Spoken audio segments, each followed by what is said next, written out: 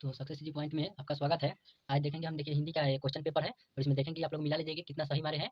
तो ये पेपर है, इसमें हम सही-सही टिक लगाएँगे, आप लोग देख लीजिए। अगर आपको पेपर, अगर एक दिन पहले कल जो भी एग्ज़ाम है अगर पेपर चाहिए तो स्क्रीन पर शो कर रहा होगा, वो हमारे व्हाट्सएप नंबर है, उसमें मैसेज कीजिए, आपको पेपर भी दिया जाएगा जो कल विषय है उस विषय के लिए। तो चलिए वीडियो को देर नहीं करते हैं और इसको स्टार्ट करते हैं। तो देखते हैं, आप लोगों को मालूम होगा कि हम जो आप लोग को भेजे थे वो पूरा सही निकला है कि नहीं। देख लीजिए, यही पेपर आप लोगों को भेजे थे व्हाट्सएप ग्रुप पे। जो नए हैं सो व्हाट्सएप पर मैसेज कर दीजिए, उनको मिलेगा। तो चलिए देखते हैं फर्स्ट क्वेश्चन क्या बोल रहा है।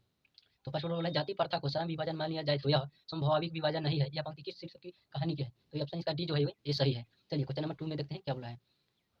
मदन और काशू के बीच झगड़ा क्यों हुआ? तो देखिए, मदन और काशू को लट्टू खेलने की ललक से। तो इसका आंसर ये बिल्कुल सही है। चलिए क्वेश्चन नंबर 3 की ओर देखते हैं। 3 क्या बोला है, किसकी खोज से हमारी ऐतिहासिक चेतना में नया अध्याय जुड़ गया है? तो इसका जो आंसर ये सही है, संस्कृत। चलिए क्वेश्चन अब आगे की ओर देखते हैं क्या बोला है क्वेश्चन 4 में। 4 में बोल रहा है कि जहाज के डेक पर खड़े किस वर्ष के सर जोन्स ने देखा कि सूर्य अपरांत सागर में डूब रहा है? तो वो जो है सो आपको डी ऑप्शन सही हो जाएगा, 36 वर्ष के, समझे। चलिए क्वेश्चन नंबर 5 देखते हैं। हजारी प्रसाद द्विवेदी जी को किस रचना पर साहित्य अकादमी पुरस्कार प्राप्त हुआ? तो इनको जो पुरस्कार जो प्राप्त हुआ था से आपको बता रहे हैं, ऑप्शन सी सही हो जाएगा, समझे। चलिए क्वेश्चन नंबर 6 देखते हैं क्या बोला है। उच्च क्षण खलता पशु की प्रवृत्ति है, स्व का बंधन मनुष्य का स्वभाव है। यह पंक्ति किस शीर्षक पाठ की है? तो ये जो आपको है सो आपको बता रहे हैं, ये डी सही हो जाएगा ऑप्शन, नाखून क्यों बढ़ते हैं। ये भी गलत है, मर गया था बच्चा, गलत है। चलिए क्वेश्चन नंबर 7 की ओर देखते हैं। 7 क्या बोल रहा है। 7 बोल रहा है कि महमूद जनवी के बाद किस शासकों ने अपने सिक्कों पर नागरिक शब्द खुदवाए हैं?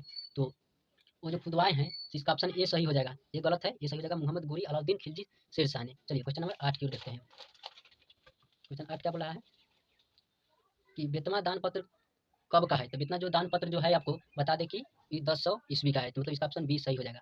चलिए क्वेश्चन नंबर 9 देखते हैं। कुहासा शीर्षक कहानी संग्रह किस लेखक की रचना है? तो ये लेखक की जो रचना है सो आपको बता रहे हैं, ये जो है सो वही सी ऑप्शन सही होगा, अमरकांत की है। ये डी जो हमारा है वो गलत है। चलिए क्वेश्चन नंबर 10 की ओर देखते हैं।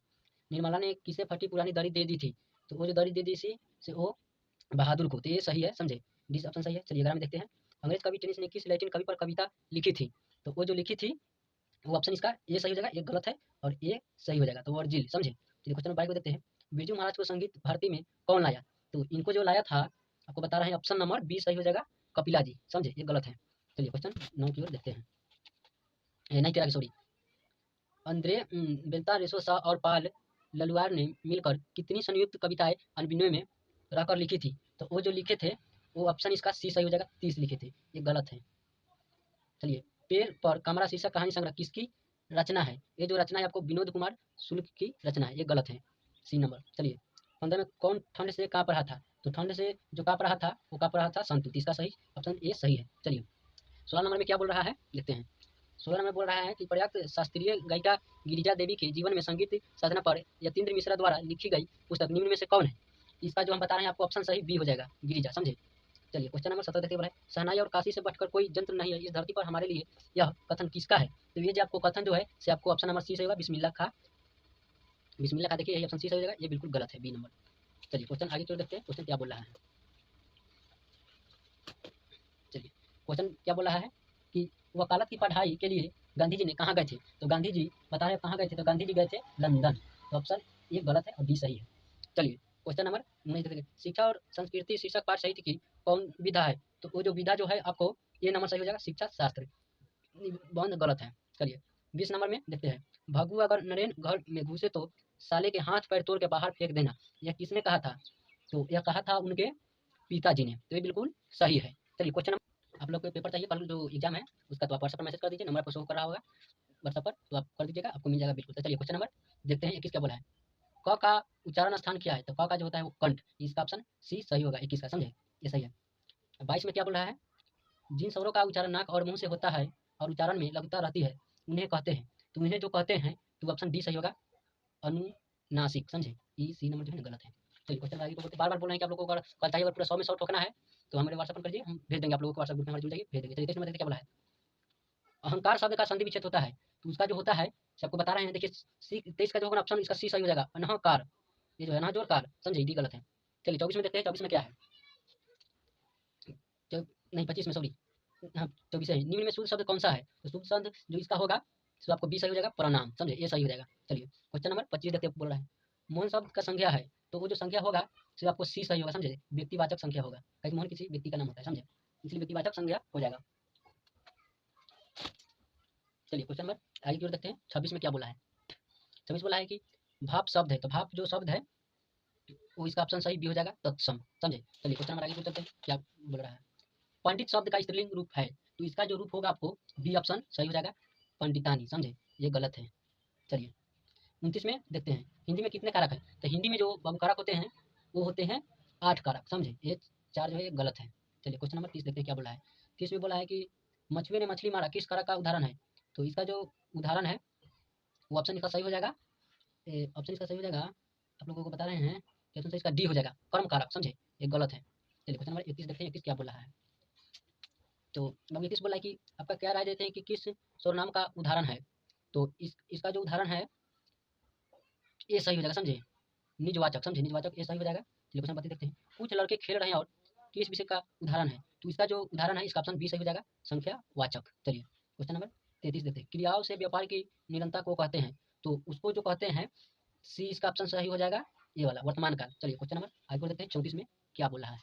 देखिए जैसे बोला चिड़िया शब्द है, तो चिड़िया शब्द जो है तो वो ऑप्शन इसका बी सही है, तद्भव। समझे? तद्भव इसका आंसर सही है। 35 में देखिए बनावट के विचार से शब्द कितने भेद है। तो इसका जो भेद है बता रहे हैं आपको, 35 का जो है सी 3 है भेद। समझे? 3 है, ये बी गलत है। समझे? चलिए सपू शब्द में उपसर्ग है, तो उपसर्ग जो है सो आपको बता रहे हैं डी इसका सही हो जाएगा, स। समझे? ये गलत है बिल्कुल, बी नंबर जो है ना गलत है। आपको बार बार बोल रहे हैं कि अगर आप लोगों को कल का जो एग्जाम है पेपर चाहिए तो आप हमारे व्हाट्सअप नंबर पर संपर्क कीजिए, आपको मिल जाएगा। समझे? व्हाट्सअप ग्रुप में आपको जोड़ देंगे। समझे? आप फाइनल एग्जाम में भी देंगे, तो वीडियो किसी कीजिएगा जिसमें बात बोल रहे हैं सब लोगों को नहीं समझ में आएगा। समझे? चलिए क्वेश्चन नंबर 37 देखते क्या बोला है। बंधु शब्द में तत्पर्य है, प्रत्यय है, तो इसका जो सही हो जाएगा ये सही हो जाएगा। समझे? ये सही है, वो सही है। समझे? राष्ट्र शब्द का विशेषण है, तो राष्ट्र शब्द का विशेषण जो है वो राष्ट्रीय, बिल्कुल सही है, बी नंबर। चलिए 39 में देखते हैं, 39 में क्या बोला है। सपरिवार शब्द कौन समास है। तो सपरिवार समास है जो उसको अवयव भाव। समझे? ये है, ये सही हो जाएगा ऑप्शन। चलिए क्वेश्चन नंबर 40 की ओर देखते हैं, 40 में क्या बोल रहा है।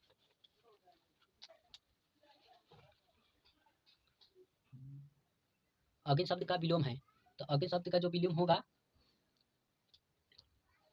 वो आपको होगा डी ऑप्शन सही हो जाएगा, जल। सही है, बिल्कुल है। चलिए गुरु नानक क्या कहते हुए अपने प्राण त्यागे थे। तो प्राण जो उन्होंने क्या कहे थे आप लोगों को हम बता रहे हैं कि वह गुरु करते हुए उन्होंने डेथ कर गए। चलिए क्वेश्चन नंबर 42 पर चलते हैं, गुरु नानक का जन्म कब हुआ था। तो गुरु नानक का जो जन्म हुआ था वो ऑप्शन बी सही हो जाएगा, 1469 ईस्वी को हुआ था। चलिए क्वेश्चन नंबर 43 देखते हैं, मोहन छवि रसखनी लखी अब दीर्घ अपने नहीं किस कविता की पंक्ति है। तो वो जो पंक्ति जो है आपको सी सही है, प्रेम आईनी श्री राधिका। समझे? सी सही है। चलिए उसके बाद 44 में देखते हैं, 44 में क्या बोला है। धनानंद ने नदीसर शाह से सिपाहियों को 3 मुट्ठी क्या दिया था। तो उन्होंने दिया था 3 मुट्ठी में को बता रहे हैं कि धूल दिया था। समझे? इसका डी सही है। चलिए क्वेश्चन नंबर आगे को देखते हैं क्या बोला है 45 में, स्वदेशी शिवलिंग रचनाकार कौन है। तो आ रहे हैं बात यहाँ, तो इसको हम बता रहे हैं आपको कि इसका जो सही हो जाएगा 45 का ये सही हो जाएगा। समझे? बद्रीनारायण चौधरी प्रेमधन, ये गलत है बिल्कुल। इसका पीडीएफ ग्रुप में डाल देंगे। समझे? ग्रुप में आप लोग जुड़ जाइए, नंबर आपको लग रहा होगा, ग्रुप में जुड़ जाएंगे। चलिए लिखा है, भारत माता शीर्षक कविता किस कविता के संग्रह से संकलित है। इसका जो संकलित है सो आप लोगों को बता रहे हैं, इसका संकलित जो है ऑप्शन बी सही हो जाएगा, ग्रामया। समझे? चलिए क्वेश्चन 47 होते हैं, दया जनित अपलप नत चितवन अंधेरों में चिर नीरव रोदन, यह पंक्ति किस कविता की है।